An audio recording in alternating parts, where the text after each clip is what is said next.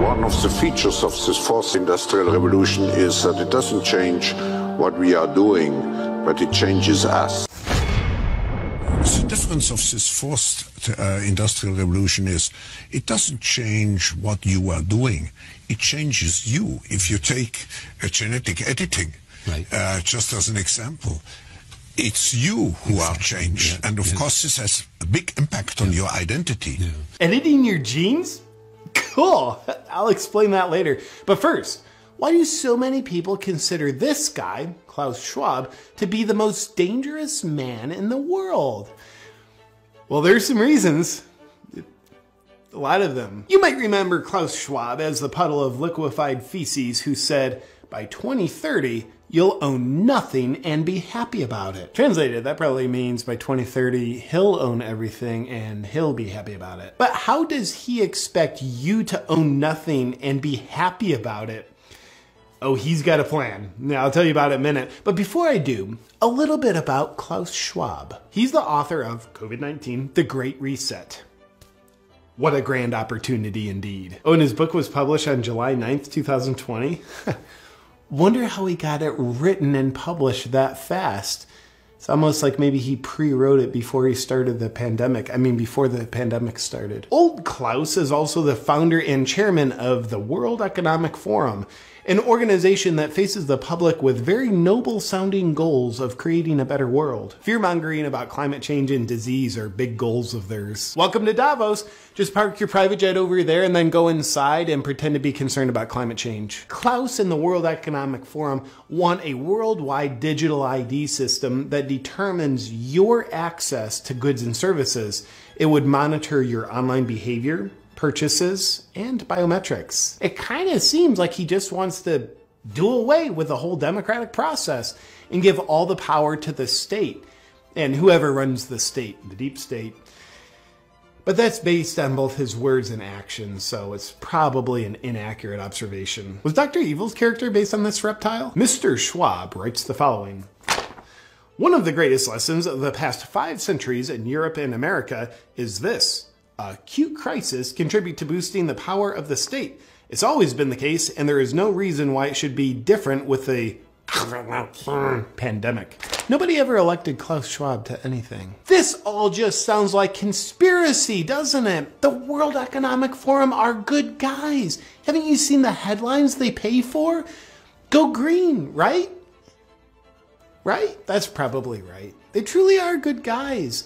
Accordingly, you'll be excited to hear that the lineup of World Economic Forum speakers at their annual gathering of elites in Davos included such benevolent humanitarians like Xi Jinping, the leader of the Chinese Communist Party, who's currently committing genocide, Anthony Fauci, who's arguably currently involved in crimes against humanity, and Bill Gates, who's arguably currently involved in crimes against humanity, and Australian Prime Minister Scott Morrison, who's arguably currently involved in crimes against humanity. What a great lineup!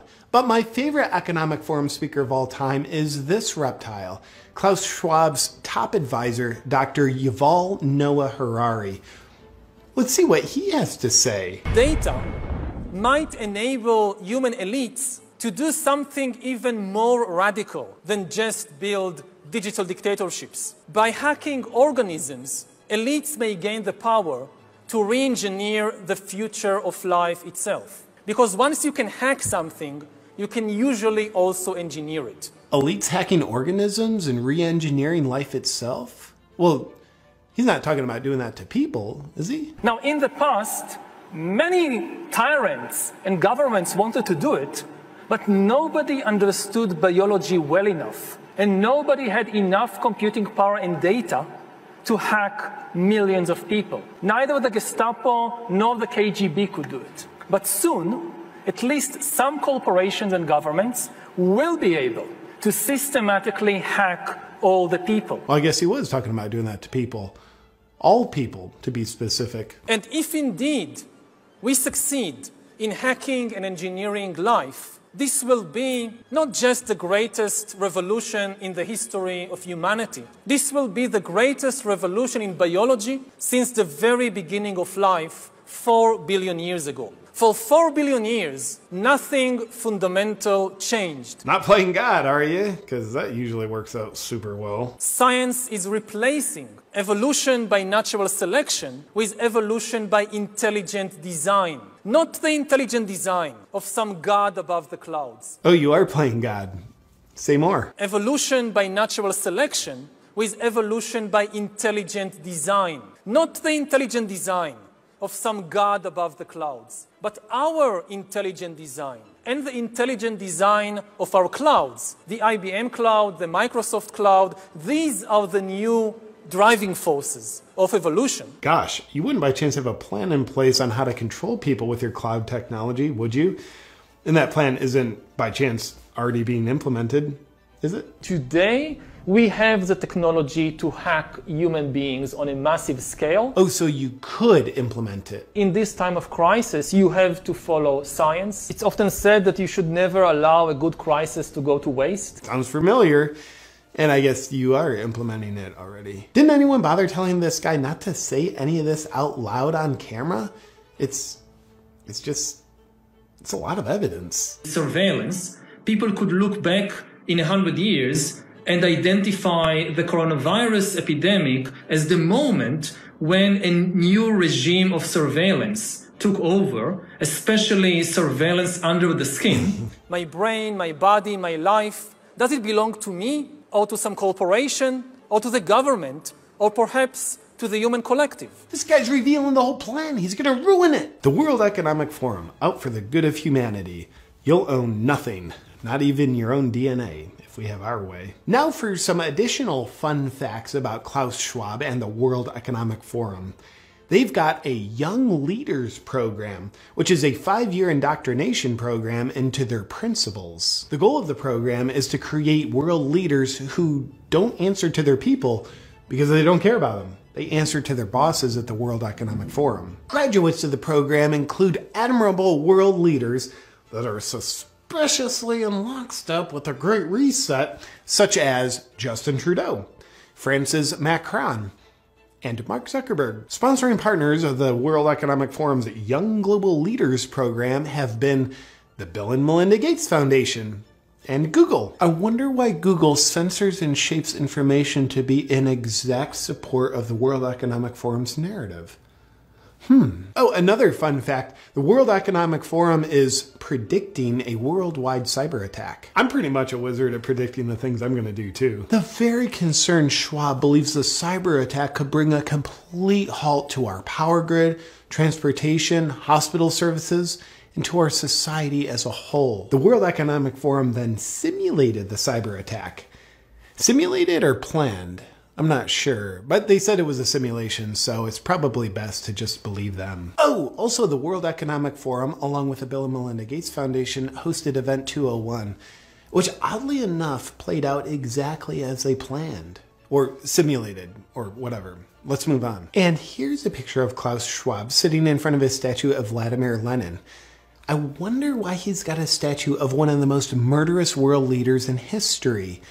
Lenin killed an estimated 5 million people. And finally, remember Schwab's whole thing about you'll own nothing and be happy about it? What's the World Economic Forum's plan to make that happen? Well, it's probably nothing, but consider this. BlackRock is an investment firm with $9 trillion under management, which is a higher GDP than every country on Earth, aside from the US and China. Therefore, it turns out BlackRock has more political and financial influence than the Federal Reserve and most governments. Sounds cool, but what's the connection with the World Economic Forum? Well, again, and it's probably nothing, but BlackRock CEO Larry Fink is also just a board member of the World Economic Forum. Well, that's super convenient, and probably just a coincidence. Is the World Economic Forum and BlackRock colluding in corporatism, where an unelected corporate elite dictates top-down to the population? Well, they couldn't be doing that because they'd have to infiltrate the government, which they haven't done. Except for, in one of Joe Biden's first appointees once he took office, he named Brian Deese to be the director of National Economic Council. Brian Deese came from BlackRock, where he was a global head of sustainable investing, and now he's Biden's main advisor for economic policy. But Biden's making the policy decisions, not the unelected corporate elites at BlackRock and the World Economic Forum. Of course Biden's making all the decisions. Let's not be silly. Oh look, there's a picture of Biden in the audience at the World Economic Forum. Oh, and also Kamala Harris's chief economic advisor is Michael Pyle. He came from BlackRock, where he was a global chief economic strategist, overseeing the strategy for investing $9 trillion. Well, it looks like corporatism, but it's probably not. But if it was, it would actually be a viable strategy for BlackRock and the World Economic Forum to own everything and for you to own nothing. Oh, fun fact, BlackRock is buying up single-family homes at an alarming rate, oftentimes paying 20 to 50% above asking price, so normal people like you and I can't own the homes. Now, there is an interesting pattern to all this. You know how you hear about ancient tyrannical rulers who would rule over their dumb people by saying things like, yeah, if you don't do all of this slave labor and let me sleep with your wives, then God's going to make you all perish in a deadly storm. Well, God told me, and because I'm elite, I have access to this knowledge and you don't. So you better do as I say or you're going to die. Well, us peasants can't perceive what the king can, so we better do as he says. Go ahead and bang my wife. And thank you for doing it for my protection, King. Good old fear-mongering, a predictable pattern as old as time itself. But with Klaus and the World Economic Forum, it's climate change is gonna kill you, disease is gonna kill you, and a cyber attack's gonna get ya. So you better do as we say, or you're gonna die. I don't know, the weather looks pretty good to me. And why don't you ever smile, Klaus? You look like a sociopath. No, you don't understand. We elites have access to knowledge that you don't. So you better listen to us or you're gonna die. Same old fun pattern of fear-mongering. They know of the scary problems and only they have the solutions. So listen up or you're gonna die. Gotcha, Klaus. Nothing new here.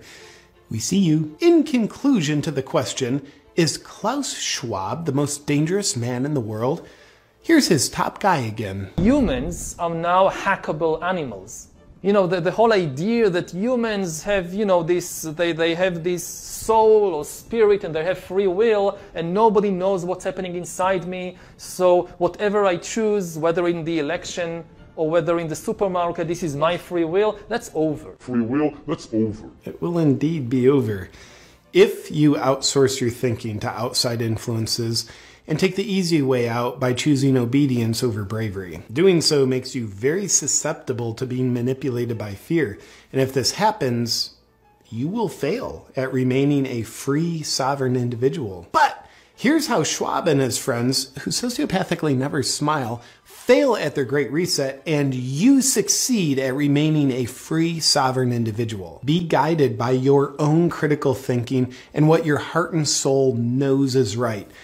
And choose bravery over obedience. Obedience or bravery? Outsource your perspectives or do your own critical thinking? We are in the process of either the Great Reset or the Great Awakening, and the choice isn't Klaus Schwab's. The choice is yours.